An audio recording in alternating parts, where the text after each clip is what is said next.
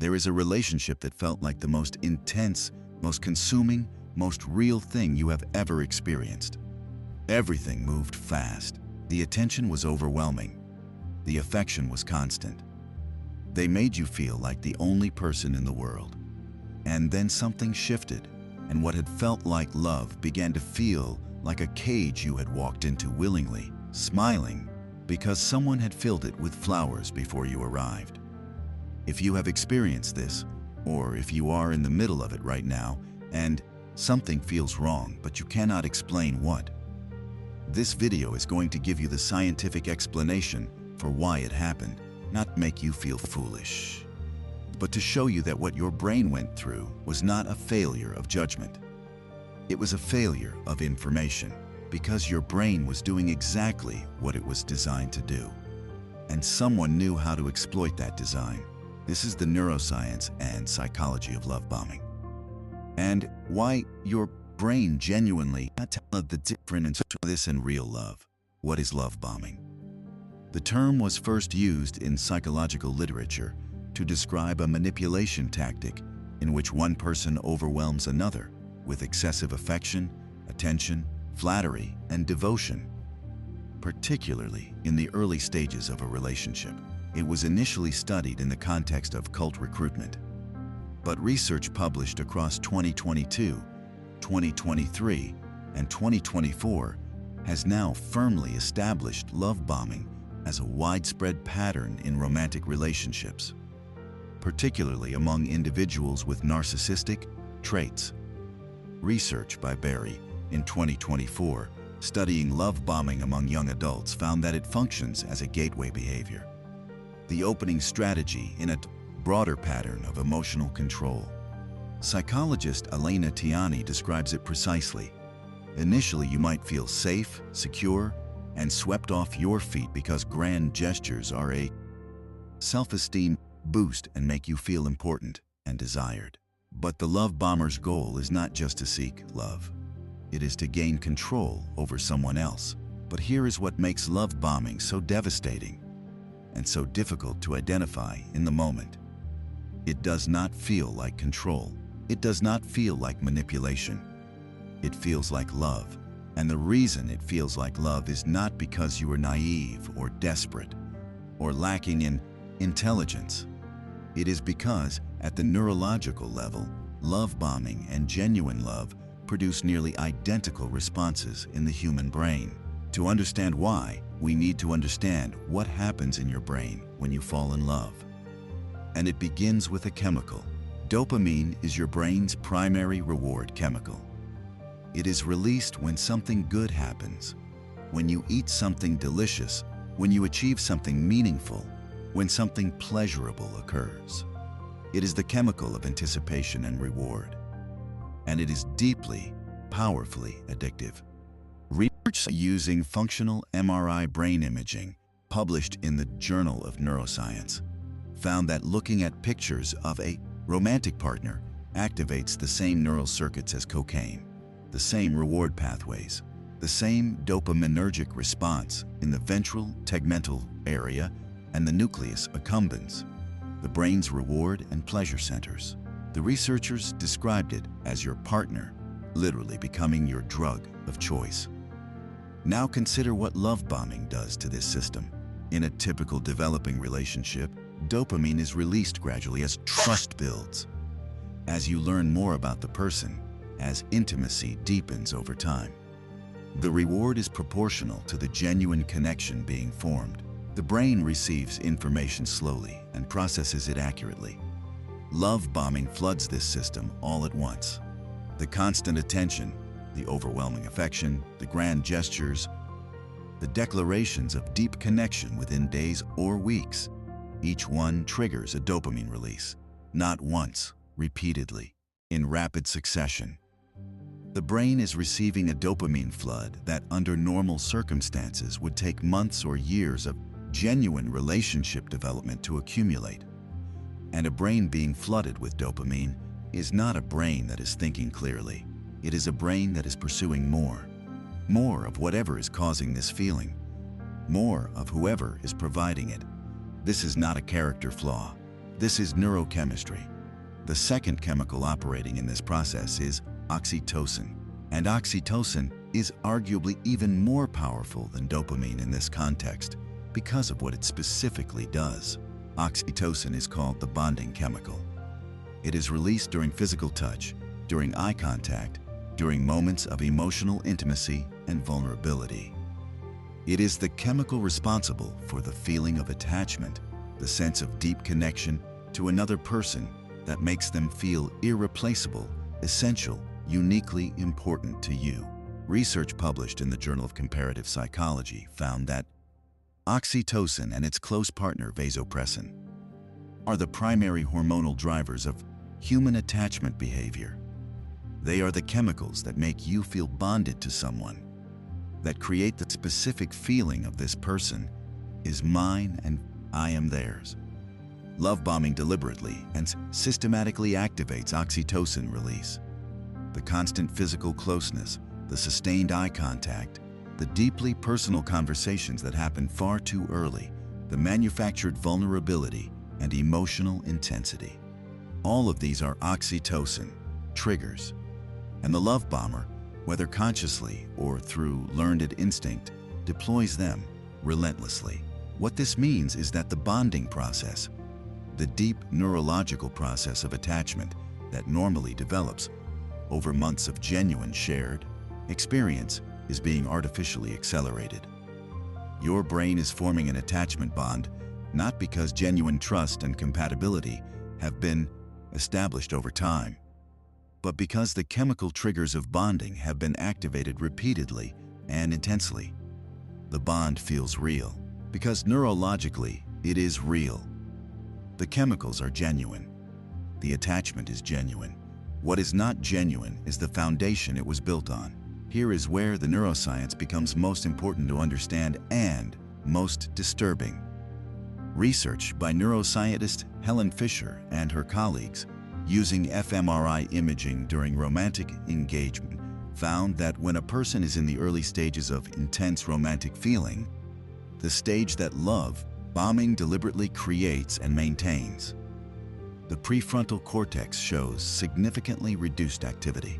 The prefrontal cortex is the region of the brain responsible for critical thinking, risk assessment, rational evaluation, and long-term decision-making. It is the part of your brain that asks, is this person consistent? Are their actions matching their words? Is this pace of intimacy normal? What do I actually know about who this person is? Love bombing suppresses that region. The dopamine flooding, the oxytocin bonding, the intensity of the emotional experience. All of it reduces activity in the very part of your brain you would need to accurately evaluate what is happening to you. You are being assessed, pursued, and captured by someone, while the neurological machinery you use for assessment has been temporarily taken offline. This is why intelligent people fall for love bombing. This is why people who have been through it before fall for it again. This is why warning signs that would seem obvious from the outside are invisible from the inside. Your judgment has not failed. Your judgment has been chemically suppressed. A 2024 fMRI study published in Social Cognitive and Affective Neuroscience found specifically that love's effect on critical judgment is measurable and significant, confirming that the neurological state created by intense early romantic feeling is incompatible with accurate evaluation of the person creating that feeling. You cannot clearly see someone you are neurologically flooded by, not because you are not trying, but because the brain was not designed to do both at the same time. Now we come to one of the most psychologically sophisticated mechanisms in love bombing, and it is the mechanism that makes it so difficult to leave, even after the initial intensity fades. Intermittent reinforcement. Intermittent reinforcement is a behavioral psychology concept that describes what happens when a reward is given unpredictably, sometimes present, sometimes absent, with no reliable pattern. And it is the most powerful form of behavioral conditioning ever studied. BF. Skinner's foundational research on reinforcement schedules found that intermittent reinforcement produces behavior that is more persistent, more resistant to extinction, and more emotionally intense than consistent reinforcement. A reward given every time produces a calm expectation. A reward given unpredictably produces obsession. This is why slot machines are more addictive than vending machines. The vending machine gives you something every time you put in money. The slot machine sometimes does and sometimes does not. And that unpredictability, that maybe this time, creates a compulsive pull that consistent reward never produces. Love bombing uses intermittent reinforcement in its later stages. The initial phase is all consistent flooding, constant warmth, constant attention, constant affirmation. The brain becomes calibrated to this level of input. It becomes the baseline. Then the love bomber begins to withdraw, inconsistently, unpredictably. The warmth disappears without explanation. The attention reduces, and then it comes back, briefly, intensely, just enough to keep the reward circuit alive and chasing. The result is that the person being love-bombed becomes addicted not to consistent love, but to the pursuit of the warmth that keeps appearing and disappearing. They work harder for the validation that used to come freely. They become anxious, hypervigilant, constantly monitoring the love bomber's moods and behavior for signals about whether the warmth is coming back. Research on trauma bonding, published across multiple studies in 2023 and 2024, confirms that intermittent reinforcement in intimate relationships creates neurological patterns that are functionally similar to those seen in addiction. The bond becomes stronger under conditions of inconsistency and withdrawal. Not weaker, stronger. This is why leaving a love-bombing relationship is so neurologically difficult. You are not just leaving a person. You are breaking an addiction that your brain formed while its critical thinking faculties were offline. There is a fourth mechanism that completes the trap, and it is perhaps the most invisible of all: identity erosion. One of the consistent findings in love bombing research is that the love bomber does not just flood the target with attention. They attach that attention to a specific version of the target, a version that is dependent on the love bomber's perception and validation for its definition. When someone tells you constantly that you are the most extraordinary person they have ever met, that you are unlike anyone they have known, that they have never felt this way before, they are not just complimenting you. They are constructing an identity for you, one that only exists in the context of their perception, one that requires their continued presence to feel real. Over time, particularly as the intermittent reinforcement phase begins, the target begins to lose access to their own stable sense of self. Their good days are the days the love bomber is warm. Their bad days are the days the love bomber is cold. Their sense of whether they are worthwhile, interesting, lovable, becomes tethered to how the love bomber is treating them on any given day. Researchers at CUNY found that this process, the slow erosion of the victim's sense of reality, autonomy, and emotional stability, is the core long-term damage of love bombing and emotional manipulation. It does not happen dramatically. It happens gradually, invisibly, while the target is focused on pursuing the warmth that keeps disappearing. By the time the pattern becomes clear, many people find that they cannot clearly answer the question, "Who was I before this person?" That question is both the signal and the diagnostic. If you cannot answer it clearly, the identity erosion has been significant. So if love bombing and genuine love produce such similar neurological responses, if they both activate dopamine, both release oxytocin, both create real feelings of attachment and connection, is there any way to distinguish between them while you are inside the experience? The research suggests there are signals. They are not easy to see from inside the dopamine flood, but they exist. The first signal is pace. Genuine love develops at a pace that allows for actual knowledge of the other person. The intensity of feeling grows alongside real information, real conversations, real disagreements, real observations of how the person behaves in different contexts over time. The feeling and the knowledge grow together. Love bombing accelerates feeling far ahead of knowledge. You feel deeply attached to someone before you actually know them. The intensity of the feeling is disproportionate to the amount of real information you have about who this person is. That disproportionality, feeling everything, knowing little, is the first signal. The second signal is conditionality. Genuine love, as it develops, is relatively stable regardless of your behavior. It does not dramatically increase when you comply and dramatically decrease when you resist. It remains consistent as the foundation even during conflict. Love bombing is profoundly conditional. Even when the conditions are not yet visible, the warmth is highest when you are receptive, compliant, and dependent. It decreases when you assert independence, spend time away, or question the relationship. The love bomber's affection is a lever, used to reward compliance and punish independence, even in the early stages, before this pattern becomes obvious. The third signal is your own internal experience. Genuine love, even in its most intense early phases, produces a predominant feeling of ease alongside the excitement.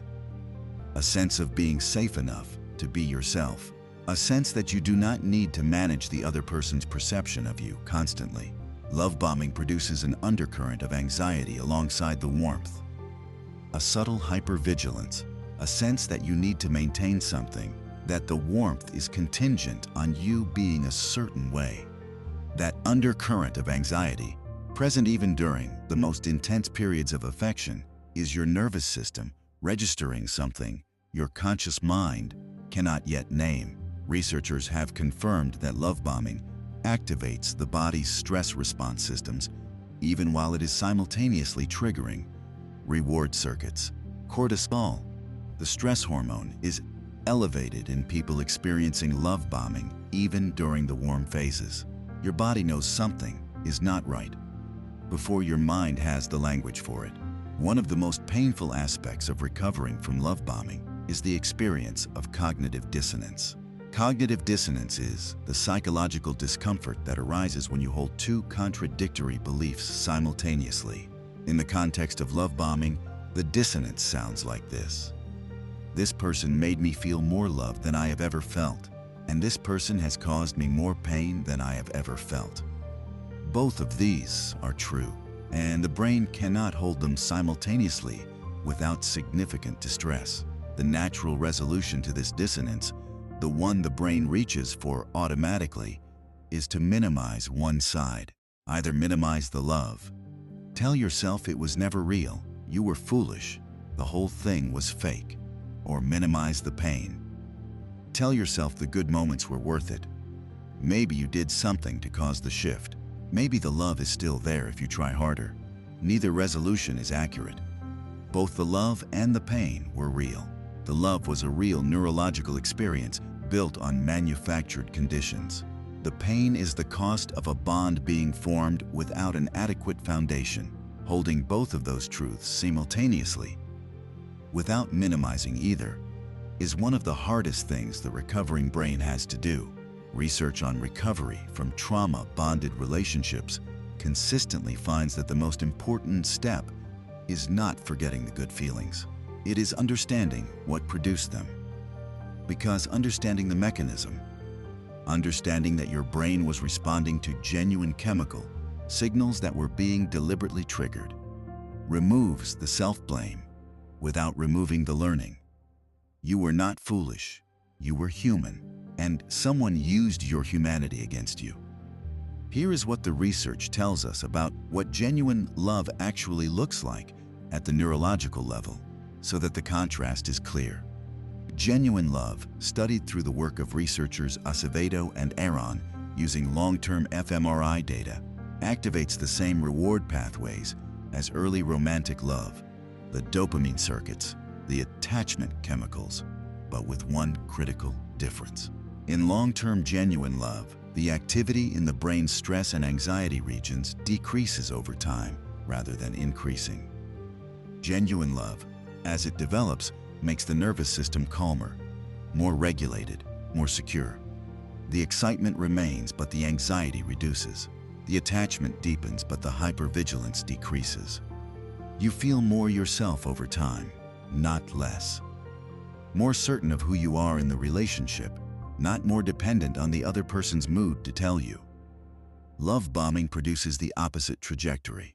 The initial intensity is followed by increasing anxiety, increasing hypervigilance, increasing dependency, and a decreasing sense of stable self. The nervous system does not calm over time. It escalates. That trajectory, the direction the nervous system moves over time, is perhaps the clearest diagnostic tool available. Genuine love calms you down over time. Love bombing winds you up. There is something important that needs to be said directly before this video ends. If you recognized yourself in any part of what has been described today, if the mechanisms, the feelings, the patterns match something you have lived or are living, the recognition itself is significant. Not because it changes the past is fixed, but because the brain that was flooded with dopamine, that had its critical faculties suppressed, that formed a bond before it had enough information to evaluate what it was bonding to. That brain was not broken. It was working exactly as it was designed to work. Under conditions it was not designed to defend against. The research on recovery from love bombing and trauma bonding consistently identifies one factor above all others as protective going forward.